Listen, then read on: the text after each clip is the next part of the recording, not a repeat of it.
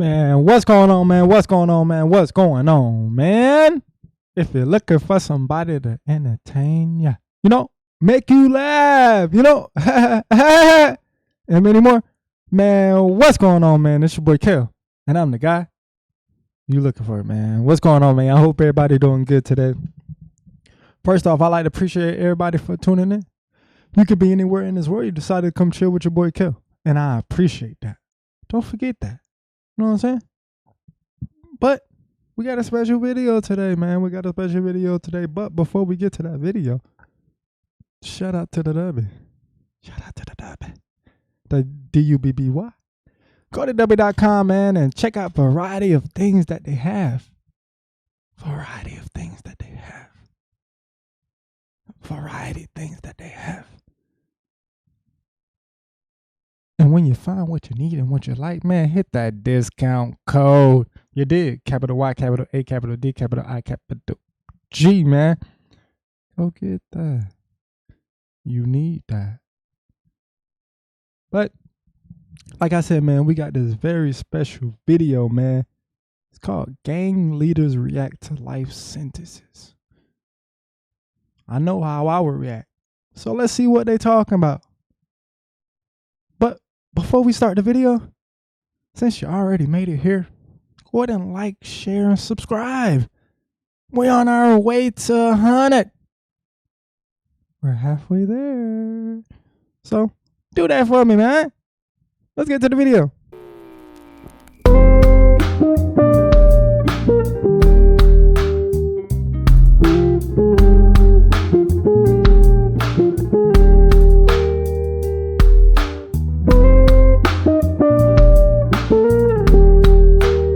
Let's see them frowns go upside down. Let's get it. Systematic, almost torture. I mean, those boys were so badly beaten, and you make them go to the garage and pick out the piece of wood that you would systematically beat them. You got him in his bed. He didn't have a chance to get his gun. Use the devil in disguise, man. You're gonna be a loser, and I hope to God you die on that floor in that penitentiary, punk. So with that said, you're going to be remanded to the Sheriff's Department to fulfill your sentence. You realize that you're never going to get out of prison. You understand that? Come on, man. Oh, they shot him. Sir, stand your ground. No retreat.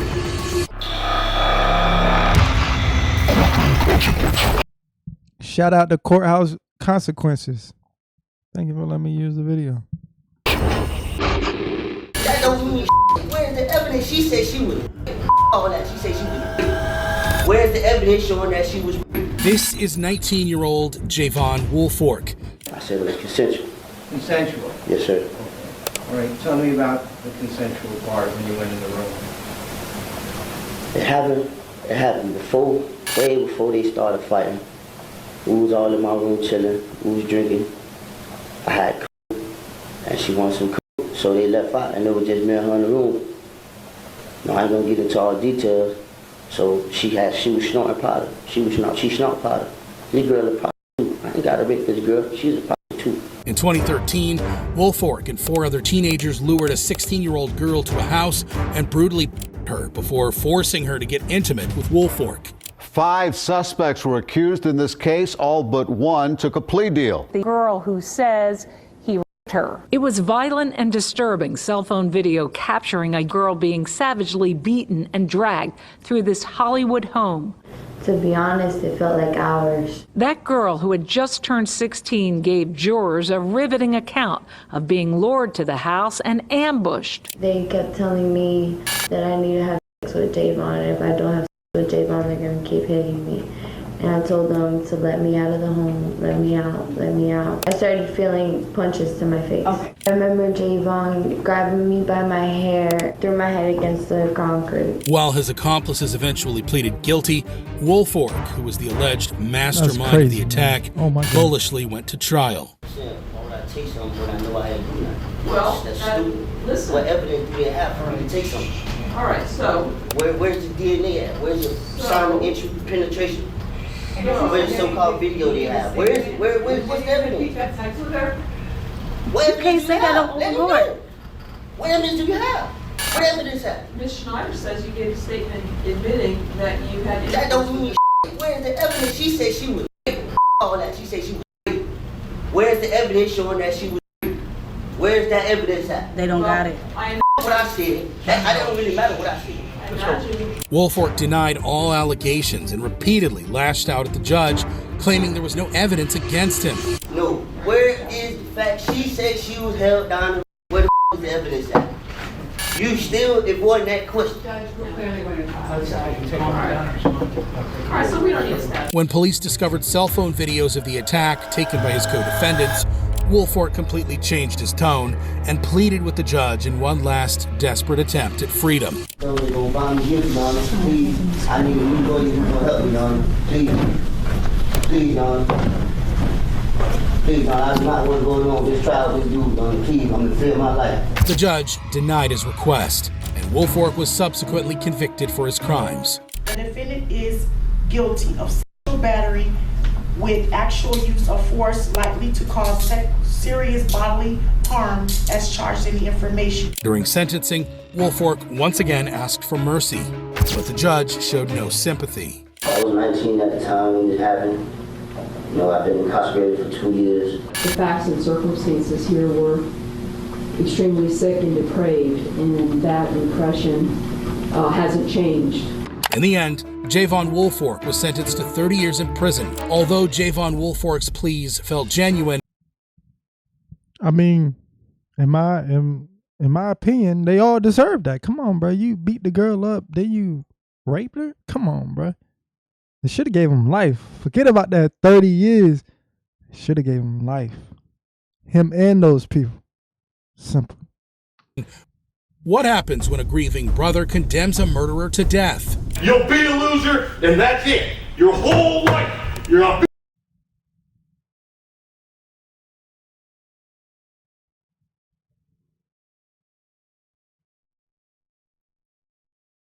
loser, and I hope to God you die on that floor in a penitentiary, punk. In August 2022, officers were dispatched to a Michigan home after receiving a call about a shooting. Jackson 911. Yes, someone shot up our house or something. I don't know. They both look dead. I don't. There's the front doors shot out, and one's on the ground, and I think the other one's in the living room on the ground. Okay, so hang on just a minute. Somebody shot your door, and there's somebody laying on the ground. It looks like it. Yes, it looks like they're dead. I'm not sure. I got there and I freaked out and I left. What's the address? Yes, I was just coming home. Yeah, I stay there. Okay, so does it look like this person that's laying on the ground has been shot? I can't. I do not like 911 dispatchers. They're actually the most annoying people in this entire world. You asking too many questions. They need to work on the questions in which they tell these people to ask. It should be like, hey, how many people are on the ground? Okay. You said they look like they got shot. Did they get shot? Okay. Hang on. We're going to send the dispatchers. Is there anybody around you? Is there any people that is the killer around or nothing like that? No? Okay. We're going to send the officers. Just please hang tight. They ask, hey, what's your favorite color? What's your eye color? All this BS, man. Come on, man. Get right. He's not moving, and the glass is shut out of the front door. I can't tell. I'm scared. Like, if I was there, they would have shot me too. I wasn't there though. Like, how long ago did this happen? Do you know, or did you just get home? It was just like 15 minutes ago. The girl just told you she just got home. What are you talking about, man? Oh, I just left. I'm scared. I'm trying to ask somebody to answer their phone and figure out what to do. I don't know. I'm panicking. So I'm trying to. I don't know. I had no signal. I had to get all the way off of Raby Road to even get. Okay, so there's just one person laying on the ground? No, there's two. There's one in the living room on the ground. She said it's so dark in there I can't tell. I can't tell. Police found the bodies of 3 elderly men who had been fatally shot multiple times. A fourth person, 43-year-old Zachary Borton, who lived with the victims, was missing from the scene. All four were members of the outlawed motorcycle club Iron Coffins. Borton was wanted in connection to the deadly shootings of 3 men who were found dead at a home in Grass Lake, southeast of Jackson, Sunday morning. Borton was also wanted in Grand Rapids for assault and shooting a firearm at a building. Borton was eventually arrested and brought in for questioning, where he claimed that he shot the men in self-defense. So I shot him twice, or 3 times maybe. He was coming in the door? Yeah, he was coming in the front door.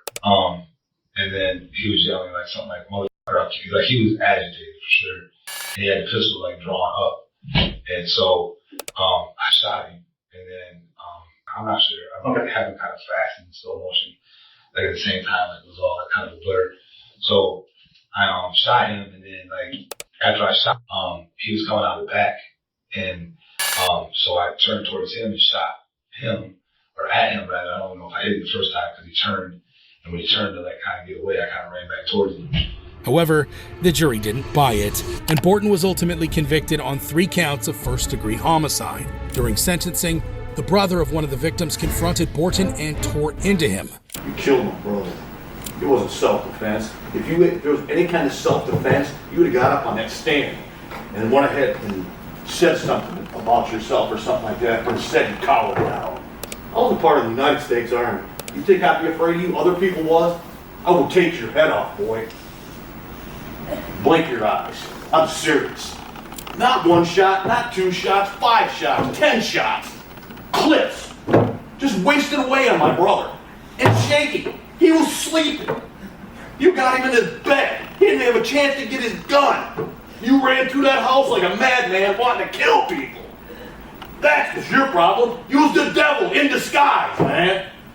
You're a loser, man. You'll be a loser, and that's it. Your whole life, you're gonna be a loser, and I hope to God you die on that floor in the penitentiary, punk. Even the judge believed that Borton was a cold-blooded killer and sent him to prison for the rest of his life. You know, this was a horrible case. I mean, it was a horrible crime. I mean, it occurred in a scenic, nice, peaceful part of the community. You had a .40 caliber handgun. And you know, later on we learned during the trial that you even talked to the police and said, you know, in that interview at Grand Rapids, you know, you didn't always have a .40 caliber. You kind of traded up guns. And let me tell you, a .40 caliber, you know, handgun is a man stopper. That's a big gun. 12 citizens, randomly drawn from the community, from all walks of life. They determined that beyond a reasonable doubt, you acted in lawful self-defense. They considered your defense. They rejected it. And what did you do? Oh, well, you got in your shooting rampage, and you just decided, well, you saw him get up off his bed, and you saw something shiny in his hand, and of course, where are you? You're in a meth rage, and then you just decided to start shooting. And you shot him, He was on meth? and he went down to the floor, and then you saw him move. To me, this is the most significant testimony in the trial. You saw him move. An 80-year-old man that you already hit with a .40 caliber round, and he's moving. So what do? Do you just hold your weapon, control the situation, see what's going on? Hell no, you went and moved in. You hunted him down. You pumped multiple more rounds into that 80-year-old man, and Mr. Fraley, and that's exactly why the jury convicted you of first-degree murder. You're very familiar with guns, Mr. Borton, and you picked one that certainly was able to finish the job and gun 3 men down in cold blood. And that's what you did, cold-blooded murder. So on count number 3, first-degree murder, the court is going to impose the most significant sentence allowed under Michigan law. Life without the possibility of parole. You're going to go in the front door of the reception and guidance center, all things being equal, they'll take you out in a black bag on the way out. So that's what life without possibility with parole is all about. No games. And you'll meet lots of other lifers out there that, you know, engage in the same kind of crime. You don't have to worry about your parole date because there won't be one. While Zachary Borton didn't even flinch for a moment while getting blasted in court, Judge wasn't playing no games, son. out at the victim's family. Bro, stop looking at me, bro. Turn around. Bro, I'm not playing. Look at me. How they? Hold up. How he mad at the family? You killed his people. This is 27-year-old Deshaun Boylan, who is facing murder and theft charges in Muskegon Heights, Michigan. You understand the charge and the potential penalty? No, ma'am. No, ma'am. Can you say it again?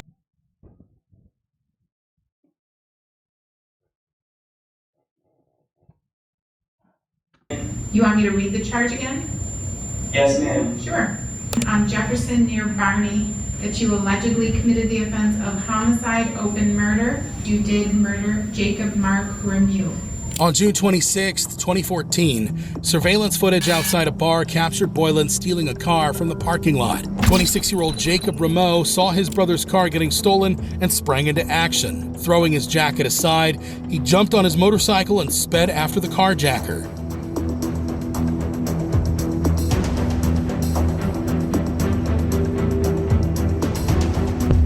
Unknown to him, Boylan's accomplice, 31-year-old Robert Gee, pursued Jacob in another car and shot him in the back, causing him to crash his motorcycle in the yard of a homeowner. What's going on there?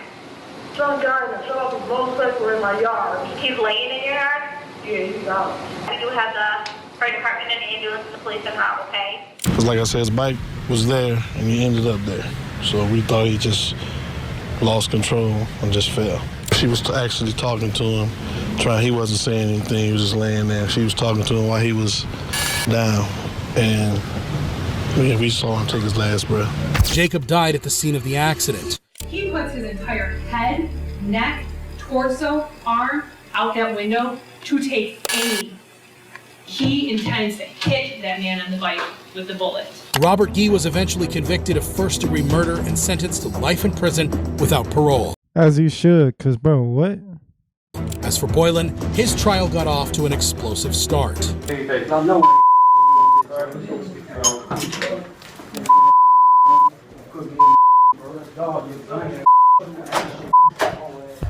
How he mad? You stole the brother's, you know what I'm saying? How you mad? You stole the brother's car and your man shot him. How are you mad? You was doing a crime. Bro, what?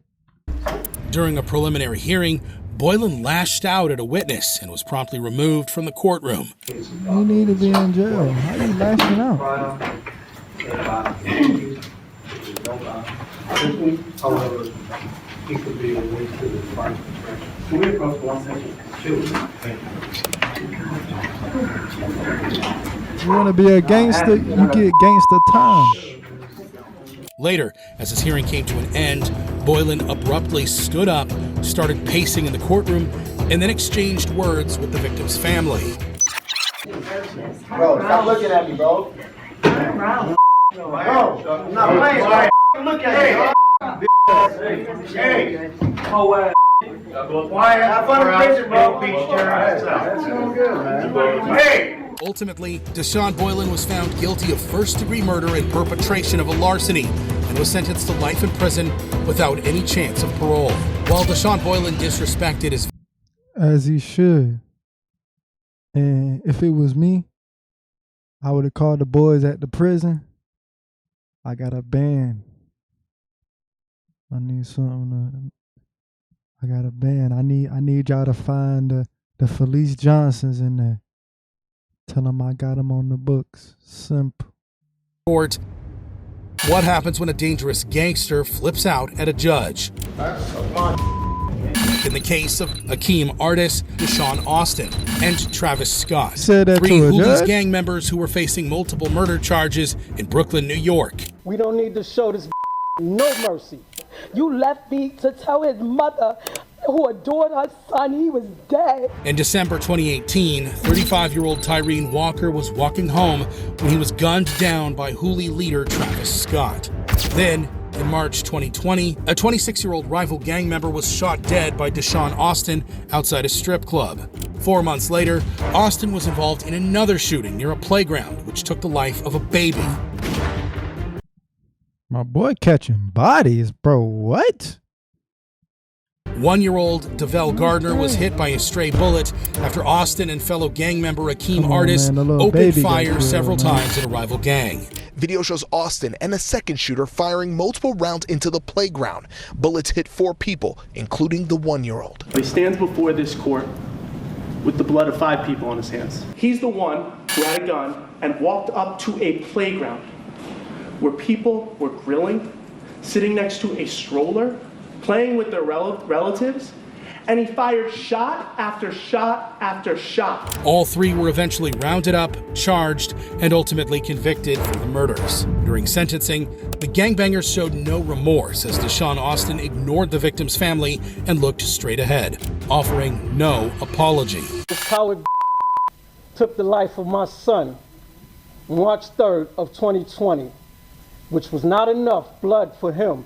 He continued and then took the life of a 1-year-old baby. Travis Scott stared straight at Tyreen Walker's family, who didn't hold back during their victim impact statement. You got out the car to shoot my husband. You should have took that ride home to your own kids. You had me tell my baby in the morning on her birthday Tyree was dead. As for Akeem Artis, he seemed amused by the whole situation and grinned throughout the proceedings. But after learning his fate, Artis lashed out at the judge while being hauled away to prison. Until he was given 40 years to life. And then, as he was hauled away, disrespected the judge. In the end, Deshaun Austin was sentenced to 50 years to life, while both Travis Scott and Akeem Artis received 4. Travis Scott. It's lit. I don't look like Travis. 40 years to life in prison. While Deshaun, Akeem, and Travis embody street violence, the case of David Adam Pate embodies pure evil. I rebuke you. You look like a demon. I rebuke you. I rebuke you. No cut. They say God is a vengeance. Thank you, God.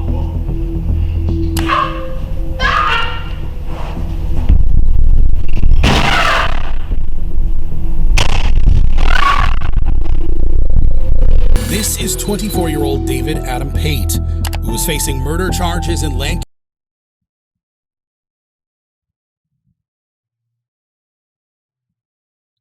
I rebuke you.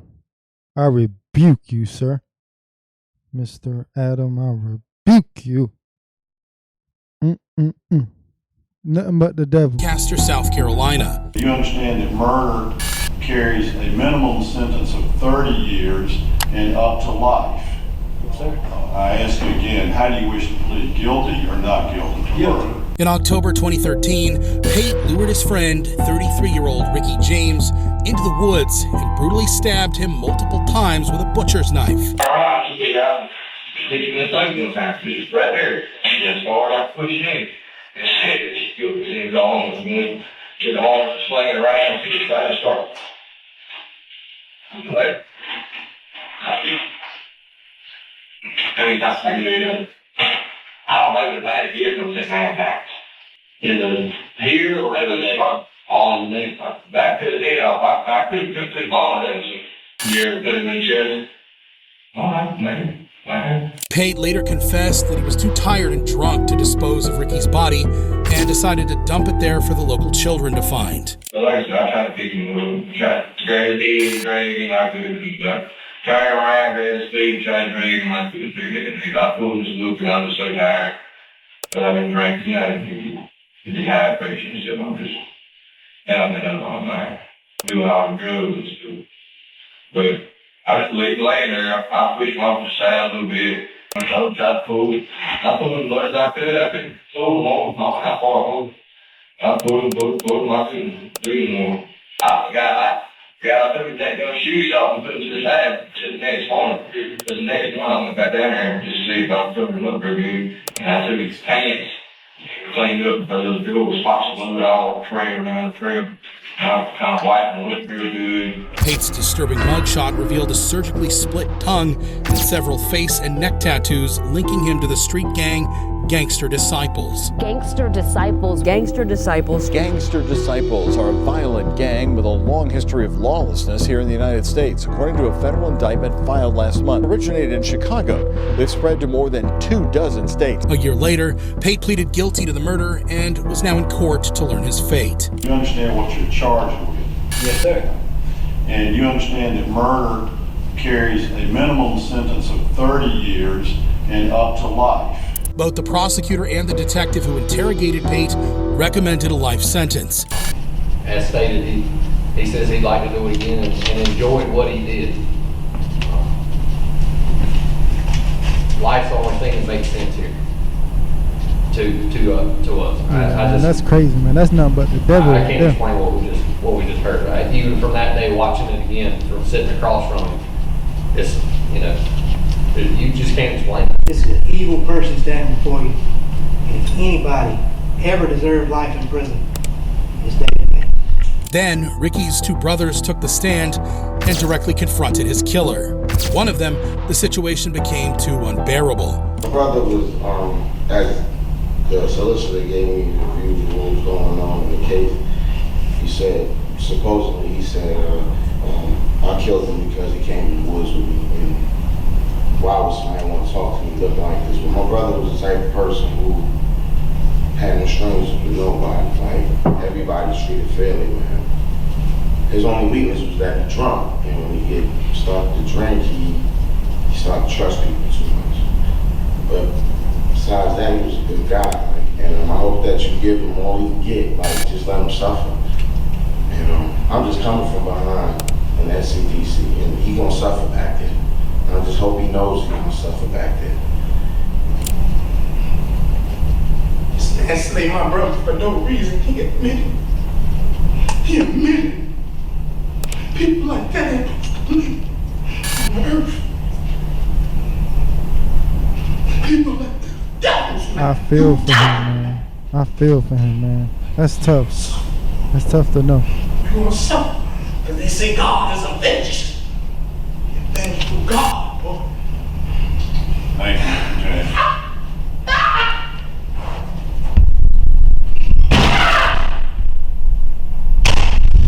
I feel him, man. I feel his pain, man. Man. Before imposing sentence, Judge Dan Hall had a few words for the defendant. It appears that this murder, even yet, seems to be completely senseless, remorseless, emotionless. There is a benefit to the defendant in that he's still living. There is, whoever he is, as long as he's breathing, there's still some hope for him. The sentence of the court is that you own indictment 2014 GS 29221, State versus David Allen Pate, having pled guilty to murder. Sentence of the court is he be committed to the State Department of Corrections for a determined term of life. Thank you. His only reaction, a smile and a nod of approval. Ultimately, David Pate was sent to prison for life for the gruesome murder of Ricky James. While David Pate was all smiles at the prospect of spending the rest of his life in jail, what happens when a killer shows no emotion when confronted by his victim's family? This sick, twisted, and evil coward showed no regard for Lakin or human life. This is 26-year-old Jose Ibarra, who is facing multiple charges, including murder in Athens, Georgia. On February 22nd, 2024, Ibarra, an illegal immigrant from Venezuela, went on what the authorities called a hunt for women at the University of Georgia apartment complex, sneaking and trying to break into student flats in search of a victim. It shows the man going to the door of a student apartment. Then he goes to the back of the building to peep inside the ground-level bedrooms. After a full hour of going back and forth, he can be seen skulking around a bus stop near the jogging trail. Later that day, nursing student Lakin Riley would cross paths with this predator while out on a jog. It was the last time anyone would see her alive. There's Lakin Riley running by the same location. It's the last known video of her alive. The timestamp shows 9:06 a.m. 5 minutes later, she was attacked. Shortly after, police found Riley's body near a lake. She had suffered a cracked skull and was choked to death. Following investigations, Police tracked Ibarra to his house the next day. His body showed clear signs of defensive wounds, as there were multiple scratches and bruises on his arms and face, which later matched with DNA evidence found under Riley's fingernails. Watch this newly released body camera video in court. The police are seen waking up 26-year-old Jose Ibarra and questioning him about the murder in the jogging trails near his apartment. The officers are seen asking him about scratches and bruises on his arms and face. I asked him, I have a question, why, and then I point to my left knuckle, why is this red? He responds by saying that because of the cold. I asked what happened there, and he said that he had a scratch, but he didn't exactly explain from where or how. What happened there? First he says, I don't have anything there, there's nothing there, and then he starts pointing at it again, saying that, oh, it's just a scratch. So when he said that there was nothing there, could you see something there? Yes, ma'am, absolutely. What could you see? It looked like you could see there was still a little bit of pus in it. Pus? So it didn't look very old. Okay. But I could see that there was a scratch on his wrist. Ibarra was also caught on surveillance cameras dumping a jacket that had Riley's hair on it. With overwhelming evidence against him, Ibarra waived his right to a jury trial, meaning it was now up to the judge to decide his fate. Count 1, malice murder. I find the defendant guilty. Count 2, felony murder. I find the defendant guilty. I sentence you to life without the possibility of parole. Jose Ibarra showed zero emotion as the judge found him guilty on all counts and sentenced him to life in prison without parole. While Jose Ibarra's stone-cold face showed no signs of regret, what happens when a junkie killer is deemed the most dangerous man ever by the prosecutor? When it comes to the sentencing of somebody who is as dangerous as Lance Bronco, I'm not sure in 42 years I've encountered somebody as dangerous. This is 23-year-old Lance Broncho, an Idaho man who was on trial for several charges, including home invasion and murder. Count 1, murder with a part 1.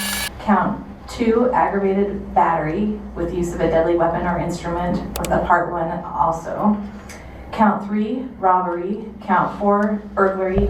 And count 5, unlawful possession of a firearm by a convicted felon. On March 9th, 2024, Broncho broke into the Idaho Falls home of 51-year-old Eric Leask and fatally shot him. Leask's son was also injured in the shooting. According to reports, Broncho was looking to steal drugs and had mistakenly broken into the wrong house.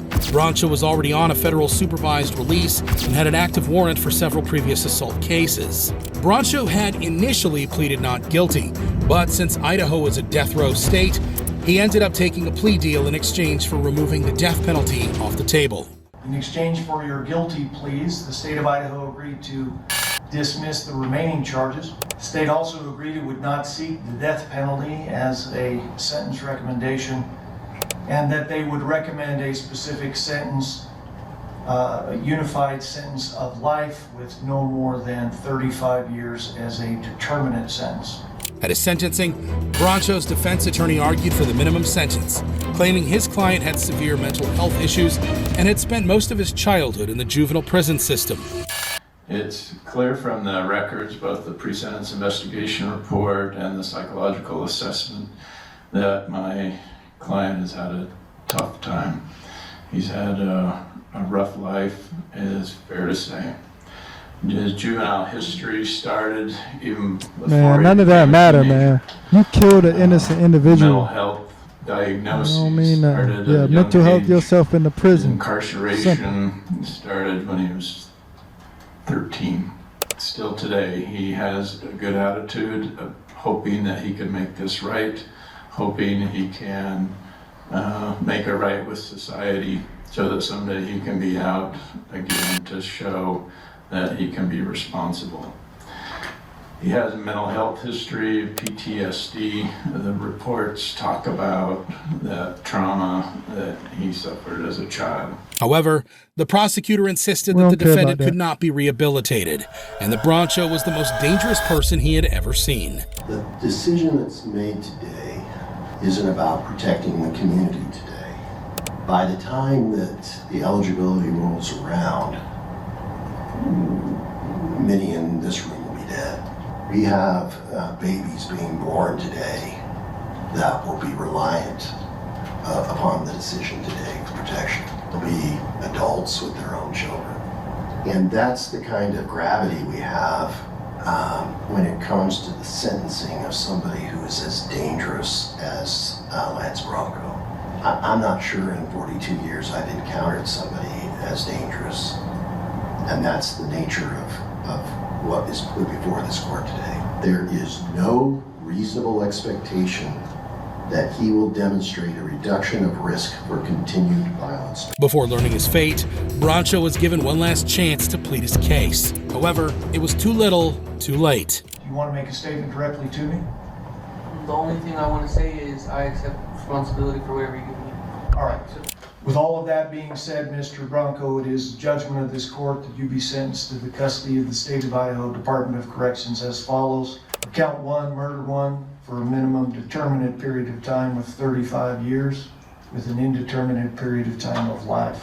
For count 2, aggravated battery, that you be sentenced to a minimum determinate period of time of 10 years followed by a 5-year indeterminate period of time. Ultimately, Lance Brancho was sentenced to 35 years to life in prison for the first-degree murder of Eric Leask. While Lance Brancho showed no genuine remorse for his actions, what happens when a notorious gang member attempts a brazen and violent prison escape? The men escaped police after Umfenauer shot and injured 2 Idaho Department of Correction officers in the Boise St. Alphonsus ambulance bay early Wednesday morning. This is Skylar Mead, a member of the white supremacy prison gang Aryan Knights, who was facing several charges in Twin Falls, Idaho. In March 2024, Mead, who was already serving a 20-year prison sentence for shooting a police officer, was being transferred to a hospital to receive medical treatment for several self-inflicted wounds when, suddenly, his accomplice, 29-year-old Nicholas Umfenauer, opened fire on the corrections officers and helped Mead escape. Then, while on the run, the duo murdered 2 elderly men in their early 80s, one of whom had given shelter to the escaped convicts. We did find the shackles at the scene of one of the homicides. This was a planned event, and we're channeling every resource we have into trying to understand exactly how they went about planning it. A massive manhunt was launched, and the 2 fugitives were finally captured without further incident. There was an immense collaboration and cooperation all across the state to come to this conclusion. There was a short vehicle pursuit, and both suspects were taken into custody separately. There were no shots fired or extensive use of force in this operation. We were watching a house and where we suspected he might be, and we ended up following a vehicle. So they said no shots, but like how did the two old guys die? Away from that house and determined that Mr. Mead was in the car, and then we pursued that vehicle into Twin Falls from the Filer area, and eventually took them into custody in Twin Falls. Eventually, Nicholas Umfenauer was charged with helping an inmate escape and shooting a police officer, and was sentenced to life in prison. To the charge of murder in the first degree, are you prepared to enter a plea at this time, or do you wish to have a delay in that plea? Your Honor, he intends to stand silent. Right. Is that correct? Yes, ma'am. Mead will serve a life sentence for his prison escape in Ada County. Skylar Mead was also sentenced to life in prison for his violent escape from custody. While Skylar Mead's daring prison escape... That makes sense, man. He looked like the devil with all them tattoos on his head, man. But yeah, man, that's the end of that's the end of the video. In which what we gonna watch, man. We might have a part 2. I'm not sure yet. You know what I'm saying? Once again, man, thank you for tuning in. Thank you for watching the video, man.